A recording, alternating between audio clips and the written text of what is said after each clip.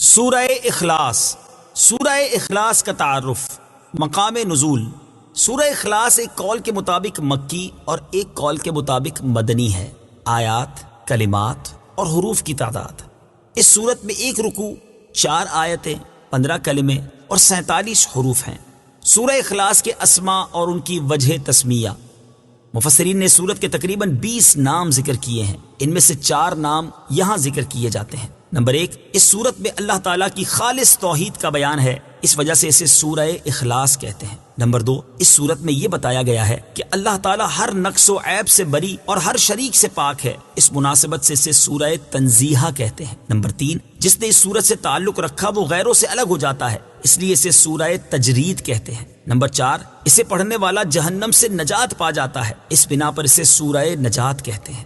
سورہ اخلاص کے فضائل: احادیث میں سورت کی بہت فضیلتیں وارد ہوئی ہیں، ان میں سے 3 احادیث اور ایک وظیفہ یہاں پیش کرتا ہوں۔ نمبر 1، حضرت ابو سعید خدری رضی اللہ تعالیٰ عنہ سے روایت ہے، بخاری شریف کی حدیث ہے، نبی اکرم صلی اللہ تعالیٰ علیہ وآلہ وسلم نے ارشاد فرمایا، کیا تم میں سے کوئی اس سے عاجز ہے کہ وہ رات میں قرآن مجید کا تہائی حصہ پڑھ لے؟ صحابہ کرام رضی اللہ تعالیٰ عنہم کو یہ بات مشکل معلوم ہوئی اور انہوں نے عرض کی، یا رسول اللہ صلی اللہ تعالیٰ علیہ وآلہ وسلم، ہم میں سے کون اس کی طاقت رکھتا ہے؟ آپ صلی اللہ تعالیٰ علیہ وسلم نے ارشاد فرمایا، سورہ اخلاص تہائی قرآن کے برابر ہے۔ نمبر 2، حضرت عائشہ صدیقہ رضی اللہ تعالی عنہا فرماتی ہیں، بخاری شریف کی حدیث ہے، حضور پرنور صلی اللہ تعالی علیہ وسلم نے ایک شخص کو ایک لشکر میں روانہ کیا، وہ اپنے ساتھیوں کو نماز پڑھاتے تو سورہ فاتحہ کے ساتھ سورت ملانے کے بعد سورہ اخلاص پڑھتے تھے۔ جب لشکر واپس آیا تو لوگوں نے نبی کریم علیہ الصلوۃ والسلام سے یہ بات ذکر کی تو پیارے آقا علیہ الصلوۃ والسلام نے ان سے ارشاد فرمایا، اس سے پوچھو کہ تم ایسا کیوں کرتے ہو؟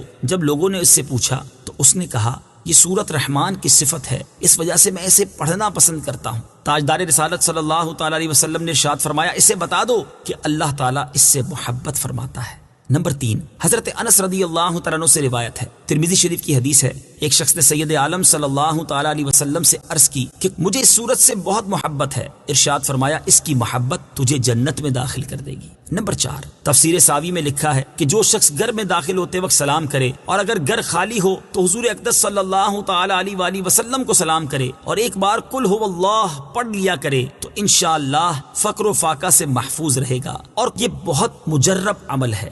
سورہ اخلاص کا شان نزول: اس سورت کا شان نزول یہ ہے کہ کفار نے رسول اللہ صلی اللہ تعالیٰ علیہ وسلم سے اللہ رب العزت کے متعلق طرح طرح کے سوال کیے۔ کوئی کہتا تھا کہ اللہ عز و جل کا نسب کیا ہے، کوئی کہتا تھا کہ وہ سونے کا ہے یا چاندی کا ہے، یا لوہے کا ہے یا لکڑی کا ہے، کس چیز کا ہے؟ کسی نے کہا وہ کیا کھاتا ہے، کیا پیتا ہے، ربوبیت اس نے کس سے ورثے میں پائی اور اس کا کون وارث ہوگا؟ ان کے جواب میں اللہ تعالیٰ نے یہ سورت نازل فرمائی اور اپنی ذات و صفات کا بیان فرما کر معرفت کی راہ واضح کی اور جاہلانہ خیالات و اوہام کی تاریکیوں کو جن میں وہ لوگ گرفتار تھے اپنی ذات و صفات کے انوار کے بیان سے محو کر دیا۔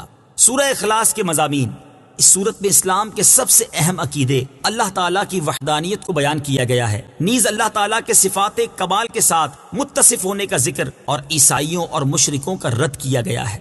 سورہ ابو لہب کے ساتھ مناسبت: سورہ اخلاص کی اپنے سے ما قبل سورت لہب کے ساتھ مناسبت یہ ہے کہ دونوں سورتوں کی آیات کے آخر کا وزن ایک جیسا ہے۔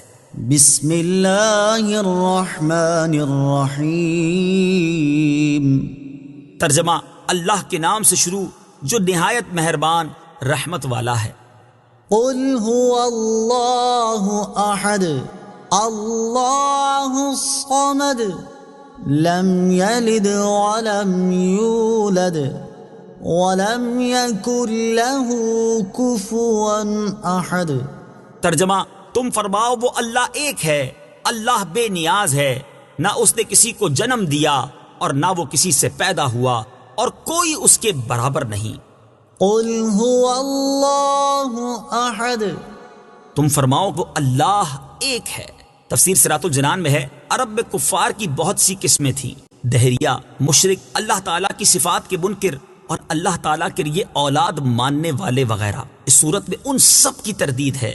هو اللہ فرمانے میں دہریوں کی تردید ہے، احد فرمانے میں مشرکین کا مکمل رد ہے، اور اگلی آیات میں بقیہ کفار کا رد ہے۔ ارشاد فرمایا کہ وہ اللہ ایک ہے، یعنی ربوبیت اور الوہیت میں عظمت و کمال کی صفات کے ساتھ موصوف ہے، اس کی نہ کوئی مثل ہے نہ نظیر اور نہ شبیہ، اس کا کوئی شریک نہیں۔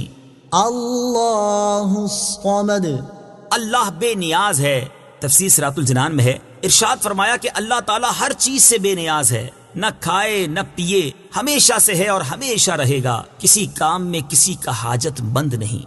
لم یلد ولم یولد نہ اس نے کسی کو جنم دیا اور نہ وہ کسی سے پیدا ہوا۔ تفسیر صراط الجنان میں ہے، اللہ تعالیٰ اولاد سے پاک ہے کیونکہ اولاد باپ کی جنس سے ہوتی ہے، اور اللہ تعالیٰ اس سے پاک ہے، یوں ہی وہ خود کسی سے پیدا نہیں ہوا کیونکہ وہ قدیم ہے یعنی ہمیشہ سے ہے، اور پیدا ہونا اس چیز کی صفت ہے جو پہلے نہ ہو اور پھر وجود میں آئے۔ اس میں مشرکین اور یہود و نصارہ سب کی تردید ہے۔ مشرکین فرشتوں کو اللہ تعالیٰ کی لڑکیاں کہتے تھے، یہودی حضرت عزیر علیہ السلام کو، جبکہ عیسائی حضرت عیسیٰ علیہ السلام کو خدا کا بیٹا مانتے تھے۔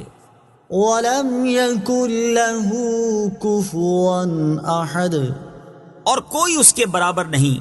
تفسیر صراط الجنان میں ہے، یعنی نہ ذات میں نہ صفات میں، کیونکہ وہ واجب ہے، خالق ہے، باقی سب ممکن، مخلوق اور حادث ہیں۔ اس کی صفات ذاتی، قدیم، غیر محدود ہیں، جبکہ مخلوق کی صفات عطائی، حادث اور محدود ہیں۔ صدق اللہ